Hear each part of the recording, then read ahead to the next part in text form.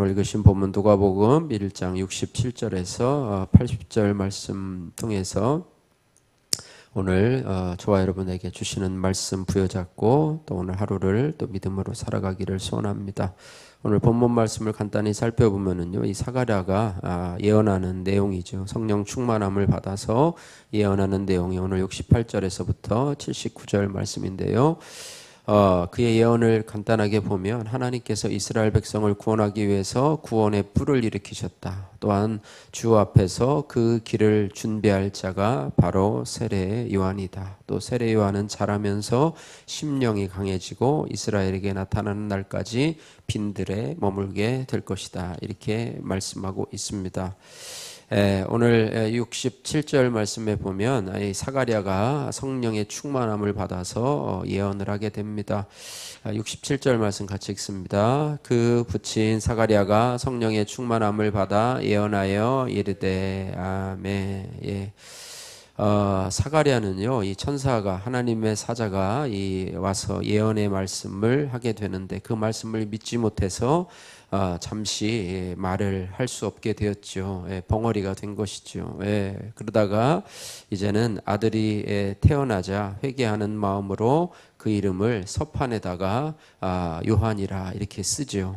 그러면서 이제 그의 입이 닫혔던 입이 열려지게 되고 혀가 풀려서 하나님을 찬송하고 또 성령의 충만함을 이렇게 받게 되는 그런 내용들을 우리가 살펴보았습니다. 우리 성도들에게 중요한 것은 바로 성령 충만인데, 성령 충만은 어디서부터 오느냐?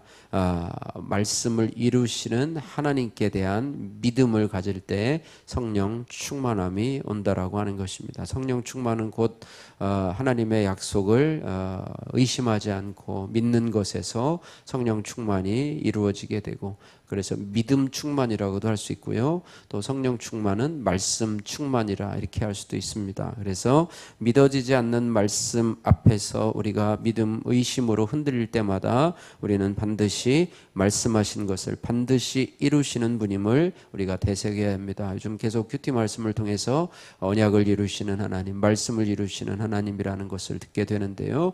여러분 큐티 말씀을 붙잡고 여러분 말씀을 붙잡으시고 또 여러분들이 하나님의 말씀을 듣다가 여러분에게 정말 귀한 말씀이고 나에게 주시는 말씀이라고 하면 여러분 그 말씀을 붙잡기를 소원합니다. 그래서 그 말씀이 나의 평생의 말씀이 되고 인생의 말씀이 될 때 되고, 올해 한 해 여러분에게 주신 말씀도 여러분 하나님이 여러분에게 주신 거예요. 그냥 연말에 송구영신 예배 때 그냥 뽑은 말씀이 아니고요, 제비 뽑듯 뽑은 말씀이 아니고 하나님이 나에게 주신 말씀이라 이렇게 믿음으로 받아들이고요, 그 말씀 올해 한 해 이루어질 수 있도록 은혜 베푸시길 원합니다. 저도 청년 때에 수련회 갔다가 주신 말씀 있잖아요. 너희 길을 여호와께 맡기라. 저를 의지하면 저가 이루시고 너희 일을 해와 같이 빛나게 하시며 너의 공의를 정오의 빛과 같이 하시리로다. 이 말씀을 은혜를 받았어요. 그래서 그 말씀을 제가 평생에 붙잡고 기도를 하게 되는데요.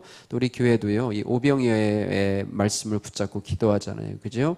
5천 명을 먹이고 12광주리가 남은 기적의 말씀 우리 교회를 통해서 이루어지게 하시고 하나님의 영광을 받아 주옵소서 하는 것처럼 우리 개인도 우리 가정도 말씀 붙잡고 이루시면서 나가는 그런 은혜가 있길 원합니다. 그럴 때마다 우리가 하나님 앞에 믿음으로 나가야 되는데, 특별히 잘 믿어지지 않고 할 때마다 우리 사가랴처럼 하나님 앞에 회개하며 나갈 때 우리의 혀가 풀려지듯이 우리의 삶이 풀려지고 또 언약을 이루시는 하나님으로 인해서 또 우리가 성령 충만함의 은혜도 받게 된다 이렇게 말해요. 그래서 말씀이 믿어지지 않을 때마다 우리는 하나님 앞에 회개하고 하나님의 뜻을 이룰 수 있도록 기도하는 저와 여러분들 되기를 주님의 이름으로 축복합니다.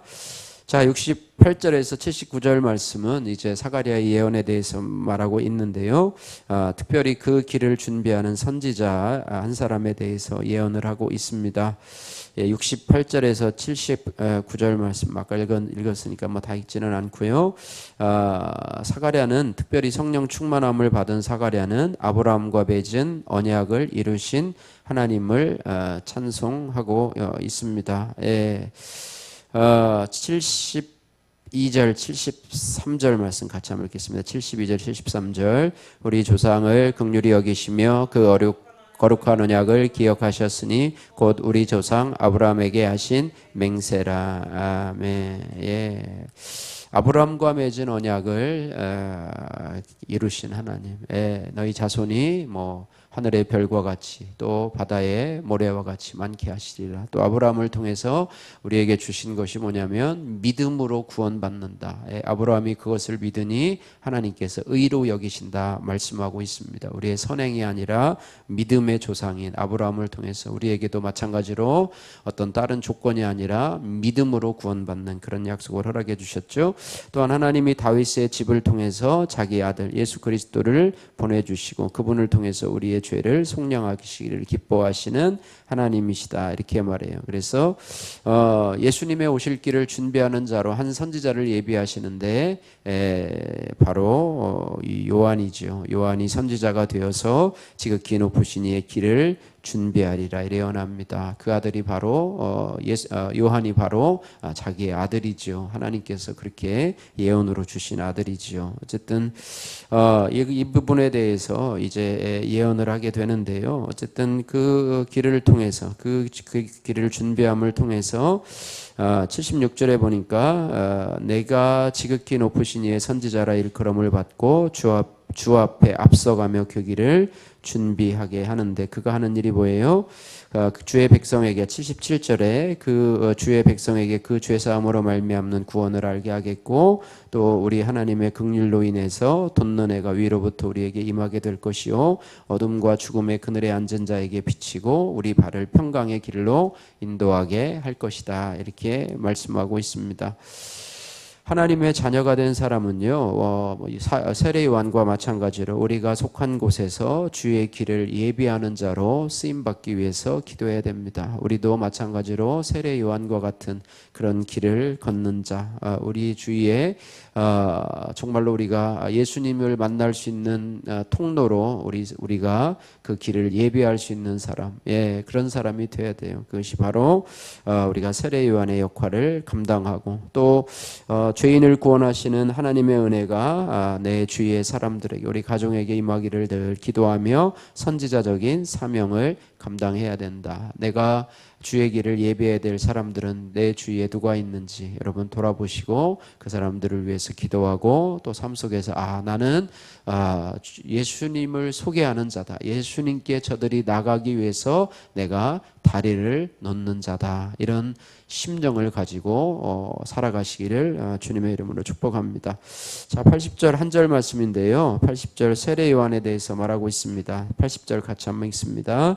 아이가 자라며 심령이 강하여지며 이스라엘에게 나타나는 날까지 빈들에 있으니라. 아멘. 심령이 강하여진다 이렇게 말해요. 그리고 이제 빈들에서 광야에서 주의 길을 준비하는 자로 이제는 자라게 되지요. 어쨌든 세례 요한이 심령이 강해진 것을 바라보면서 우리 성도들도 주의 길을 예비하기 위해서 심령이 강해지기 위해서는 말씀을 통해서 자라나야 되며 강해져야 된다고 하는 것입니다. 특별히 여러분이 힘들고 어려운 시기를 겪을 때마다 그날 큐티 말씀을 여러분 꼭 묵상하시고 지난번에 말씀하신 것처럼 우리가요 그 말씀이 그냥 그날 큐티 말씀이 아니고요 나에게 주시는 말씀이라고 하는 것입니다. 그래서 꼭 묵상하시고 나에게 주시는 주님의 음성을 듣고 그렇게 해서 자라갈 때 우리의 심령이 강해진다고 하는 것입니다.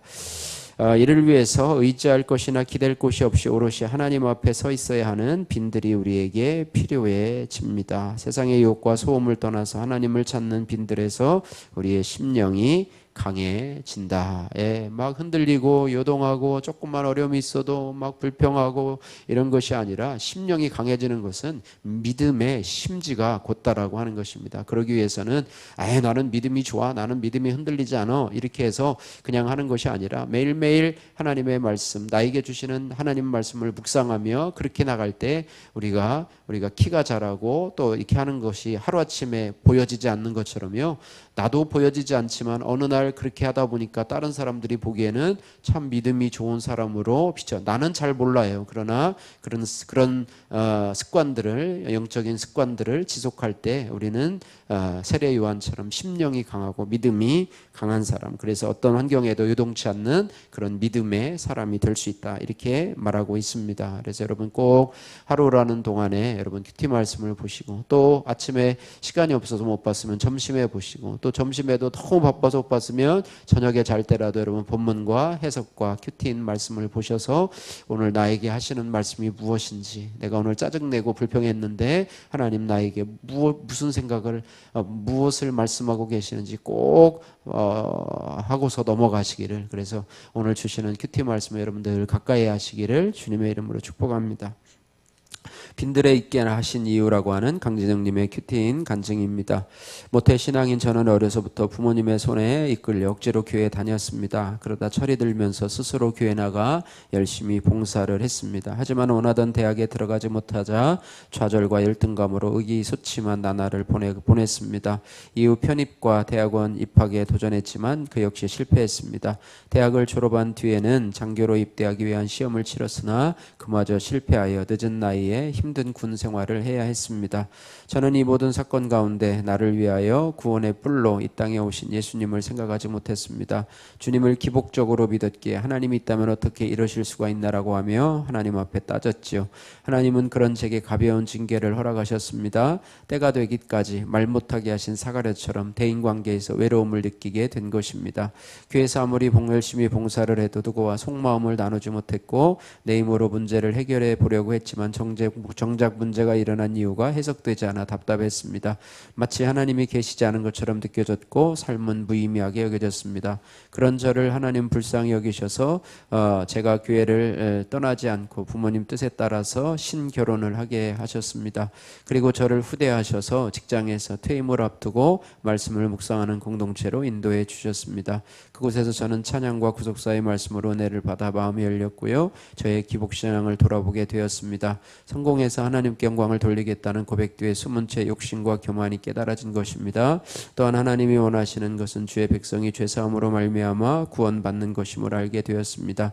빈들과 같은 외로움의 문제를 해석해 주시고 저를 구원해 주신 하나님을 찬양합니다. 적용하기, 말씀을 묵상하며 보게 된 내 죄를 일주일에 3번 이상 SNS로 교회 소그룹 지체들에게 나누겠습니다. 믿지 않는 직장 동료들에게 저의 간증이 담긴 큐티인을 선물하겠습니다. 아멘. 기도하겠습니다. 사랑의 하나님 아버지 감사합니다. 사가랴가 성령이 충만해서 그 길을 준비하는 선지자를 예언한 것처럼 하나님 아버지 우리도 성령 충만하게 하시고 하나님의 약속의 말씀을 의심할 때 회개하고 하나님의 말씀을 붙들어서 성령 충만함으로 살아가게 하여 주옵소서. 하나님 아버지 성령 충만함을 받은 사가랴가 그의 세례 요한이 주의 길을 예비하는 것을 기도한 것처럼 예언한 것처럼 우리도 하나님 우리의 속한 곳에서 주의 길을 예비하는 자로 하나님 아버지 쓰임받도록 하나님 도와주시고 하나님 우리가 말씀 묵상하면서 빈들과 같은 외로움 속에서도 하나님 말씀을 통해서 우리가 자라며 강해질 수 있도록 어떤 환경에서도 요동하지 않을 수 있는 저희들이 될 수 있도록 늘 말씀을 묵상하는 이런 거룩한 습관들이 우리에게 잡힐 수 있도록 은혜 베풀어 주옵소서.